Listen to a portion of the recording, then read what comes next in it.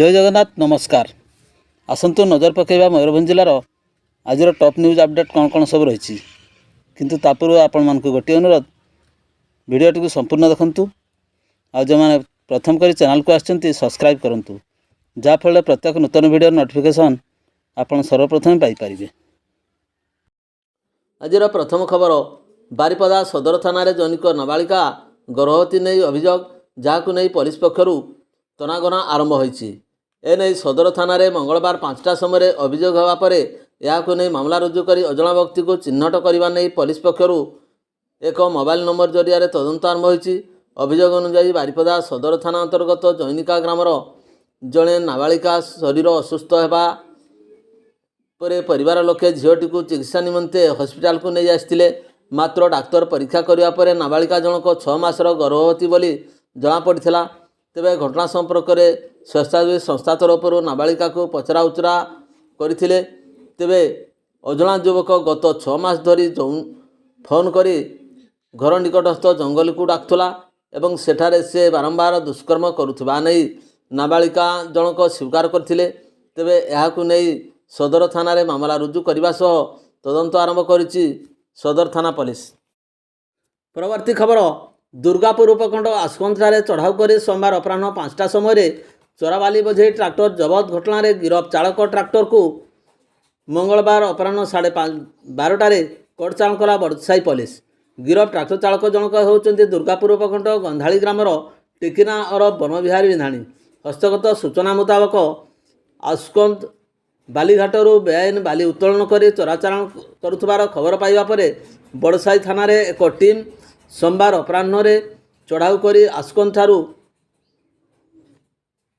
OD 11 AB 8781 number विशिष्ट चोराबाली बोझी tractor जबत करने सहित चालक को गिरफ्त करथिले। एने बड़साई पुलिस 16 नंबर रे मामला रुजु करी गंधाली ग्रामर गिरफ ट्राक्टर चालक को स्वास्थ्य परीक्षा पर बेतनोड़ी JMFC कोर्ट रे हाजर करथिले। सेठारे जामिन नामंजूर हेबारु तांकु बारिपदा स्थित विचार विभाग हाजत को पठाई दिया जायछि। परवर्ती खबर कप्तिपदा ब्लॉक सदर पंचायत भंगाबंद अंचल युवकर झुलंता मृतदेह उद्धार। कप्तिपदा पुलिस तदंत आरंभ। सूचनायोग्य जे दिवा 10 घटिका समय कप्तिपदा ब्लॉक सदर पंचायत भंगाबंद ग्राम जड़े युवकों बेकरे रसी लगे आत्महत्या कर स्थानीय लोक मैंने देखि कप्तिपदा पुलिस को खबर देते। मृतक जनक हेले चंद्रमोहन नायक। केनाल पोल निकटस्थ एक गछरु तांको झुलंता मृतदेह उद्धार करा जायछि। पुलिस घटनास्थल में पहुंची शव जबत कर व्यवच्छेद पर उपखंड चिकित्सालय को पठाई। व्यवच्छेद रिपोर्ट पर मृत्युर कारण जमापड़ बोली पुलिस कही। परवर्ती खबर उदला अंचल अबकारी विभाग और उदला पुलिस मिलित चढ़ाऊ जड़े गिरफ। जिला अबकारी अधीक्षक प्रशांत कुमार कंवर निर्देश क्रमे दिवा 1 घटिका समय उदला अबकारी विभाग और उदला पुलिस मिलित भाव मल्हारपदा अंचल चढ़ाऊ कराइथिला।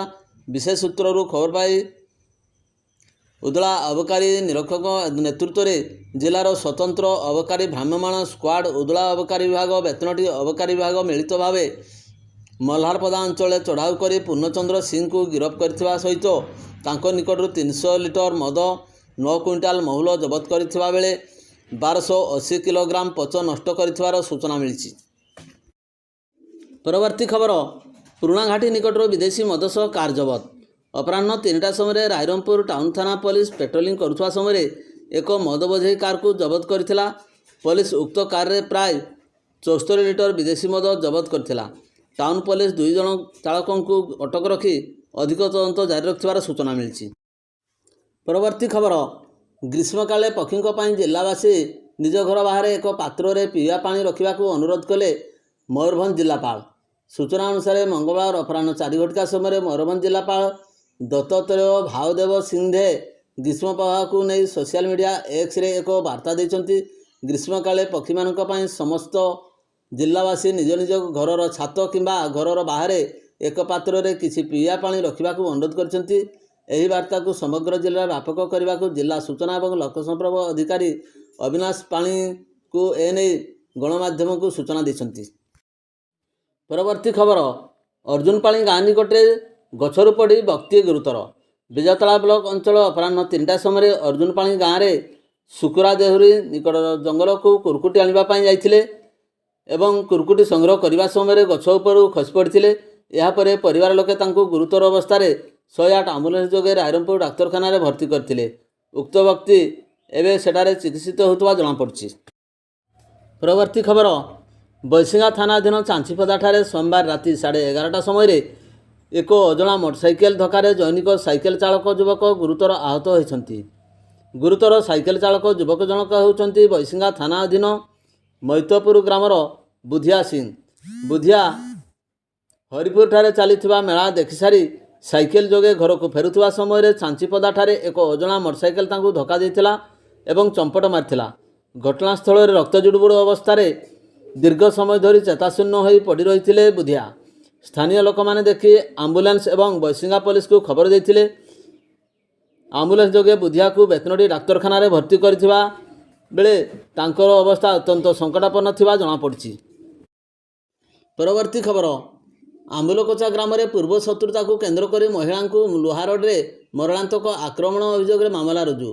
ଏତଲାକାରୀ ମଦନ ସିଂଙ୍କ ଅଭିଯୋଗ ମୁତାବକ ପୂର୍ବ ଶତ୍ରୁତାକୁ କେନ୍ଦ୍ର କରି ଗ୍ରାମର ପଡ଼ୋଶୀ ରବି ସିଂ ଲୁହାରଡ଼ରେ ମଦନଙ୍କ ପତ୍ନୀ ବବି ସିଂଙ୍କୁ ମରଣାନ୍ତକ ଆକ୍ରମଣ କରି ଲହୁଲୁହାଣ କରିବା ସହିତ ରକ୍ତାକ୍ତ ଅବସ୍ଥାରେ ରାସ୍ତାରେ ପକାଇ ଦେଇଥିଲା। ବବି ଏବେ ବାରିପଦା ପିଆରଏମ୍ ମେଡ଼ିକାଲ ଏବଂ ହସ୍ପିଟାଲରେ ଚିକିତ୍ସାଧୀନ ଥିବାବେଳେ ଏନେଇ ମଦନଙ୍କ ଏତଲା ମିଳେ ବେତନଟୀ ପୋଲିସ ବିଭିନ୍ନ ଦଫାରେ 122 ନମ୍ବରରେ ସୋମବାର ରାତି 10:30ଟାରେ ମାମଲା ରୁଜୁ କରି ଅଧିକ ତଦନ୍ତ ଜାରି ରଖିଛି। ପରବର୍ତ୍ତୀ ଖବର, ବୈଶିଙ୍ଗା ଥାନା ଅନ୍ତର୍ଗତ ଦୁର୍ଗାପୁର ଛକ ନିକଟରେ ମଙ୍ଗଳବାର ଏକ ଚୋରାବାଲି ବୋଝେଇ ଟିପରକୁ ପୋଲିସ ଜବତ କରିଛି। ତେବେ ପୋଲିସ ଗାଡ଼ି ପିଛା କରୁଥିବା ଜାଣିପାରି ଡ୍ରାଇଭର ଟିପରରୁ ରାସ୍ତା ପାର୍ଶ୍ୱରେ ରଖିଦେଇ ବିଲ ଭିତରେ ଦୌଡ଼ି ପଳାଇ ଯାଇଥିବା ସୂଚନା ଦେଇଛି ପୋଲିସ। ପୁଲିସ ବାଲି ବୋଝେଇ ଟିପରକୁ ଜବତ କରି ଥାନାକୁ ଆଣି ଏକ ଘଟଣା ମାମଲା ରୁଜୁ କରି ତଦନ୍ତ ଆରମ୍ଭ କରିଛି। ପ୍ରକାଶ ତାଉକି ଦୈନିକ ଶହ ଶହ ଡମ୍ପର ବାଲି ବଡ଼ସାହି ଅଞ୍ଚଳରୁ ବେତନଟୀ ଅତିକ୍ରମ କରି ଜିଲ୍ଲା ବାହାର ଏବଂ ଭିତରକୁ ଆସୁଥିବା ବେଳେ ତାହା ଖଣି ବିଭାଗ ଏବଂ ପୋଲିସ ନଜରରେ କିଭଳି ପଡ଼ୁନାହିଁ ତାହା ସାଧାରଣରେ ପ୍ରଶ୍ନବାଚୀ ସୃଷ୍ଟି ହୋଇଛି। ରାତି ତମାମ ବାଲି ବୋଝେଇ ଡମ୍ପର ରାସ୍ତାରେ ଚାଲୁଥିବା ବେଳେ ସେଥିରେ ପାଣି ପଡ଼ି ରାସ୍ତାର ବର୍ଷାର ଭ୍ରମ ସୃଷ୍ଟି କରୁଛି। ଏପରିକି ଡମ୍ପରରୁ ବାଲି ପଡ଼ି ରାସ୍ତାର ଉଭୟ ପାର୍ଶ୍ୱରେ ଜମା ହେଉଛି। ଏହା ଦୁଇଚକିଆ ଯାନବାହନ ଚାଳକଙ୍କ ପାଇଁ ଦୁର୍ଘଟଣା ମଧ୍ୟ ଘଟାଉଛି। ଏଭଳି ଖଣିଜ ଦ୍ରବ୍ୟ ଚୋରାଚାଲାଣ ନେଇ ଖଣିଜ ବିଭାଗ ନଜରରେ ପଡ଼ୁନଥିବା ବେଳେ ପ୍ରଧାନମନ୍ତ୍ରୀ ଆବାସ ହିତାଧିକାରୀମାନଙ୍କ ଗୃହ ନିର୍ମାଣ ଲାଗି ଯଦି କୌଣସି ଟ୍ରାକ୍ଟର ବାଲି ପରିବହନ କରୁଛି ସେଗୁଡ଼ିକୁ ଧରି ବିଭାଗୀୟ ଅଧିକାରୀ ଅତିଶୟ ଜରିମାନା କରୁଥିବା ଟ୍ରାକ୍ଟର ସଂଘ ପକ୍ଷରୁ ବାରମ୍ବାର ଅଭିଯୋଗ କରାଯାଉଛି। ଏଣେ ବାଲି ଡମ୍ପର ମାଫିଆ ସକ୍ରିୟ ହେଉଥିବା ବେଳେ ସେମାନଙ୍କ ଗାଡ଼ି ବିଭାଗ ଧରିପାରୁନାହିଁ ବୋଲି ସାଧାରଣରେ ଅସନ୍ତୋଷ ପ୍ରକାଶ ପାଉଛି। ପରବର୍ତ୍ତୀ ଖବର, ପ୍ରଚଣ୍ଡ ଗ୍ରୀଷ୍ମ ପ୍ରବାହକୁ ଆଖି ଆଗରେ ରଖି ଆମେ 76 ପକ୍ଷରୁ ପଶୁପକ୍ଷୀଙ୍କ ନିମନ୍ତେ ଉଦଳା ସହରର ବିଭିନ୍ନ ଛକଗୁଡ଼ିକରେ ଜଳଛତ୍ର ବ୍ୟବସ୍ଥା କରାଯାଇଛି। ଏହି ବ୍ୟବସ୍ଥାରେ ଖରାରେ ପାଣି ପାଇଁ ଡହଳ ବିକଳ ହେଉଥିବା ଗାଈ ଗୋରୁ ପଶୁ ପକ୍ଷୀ ଆଦି ପାଣି ପିଇ ପାରୁଛନ୍ତି। ବରିଷ୍ଠ ଶିକ୍ଷାବିତ୍ ଶ୍ୟାମସୁନ୍ଦର ବେହେରା ଏହି କାର୍ଯ୍ୟକ୍ରମକୁ ଉଦ୍ଘାଟନ କରିଥିବା ବେଳେ ଅନ୍ୟମାନଙ୍କ ମଧ୍ୟରେ ପ୍ରଦୀପ କୁମାର ମହାନ୍ତି, ପରେଶ ଚନ୍ଦ୍ର ସାହୁ, ବରଦାକାନ୍ତ ପାତ୍ର, ଅନ୍ତର୍ଯାମୀ ମହାନ୍ତି ଯୋଗ ଦେଇ କାର୍ଯ୍ୟକ୍ରମକୁ ସଫଳ କରାଇଥିଲେ। ଭିଡ଼ିଓଟିକୁ ଶେଷ ପର୍ଯ୍ୟନ୍ତ ଦେଖିଥିବାରୁ ଅନେକ ଅନେକ ଧନ୍ୟବାଦ।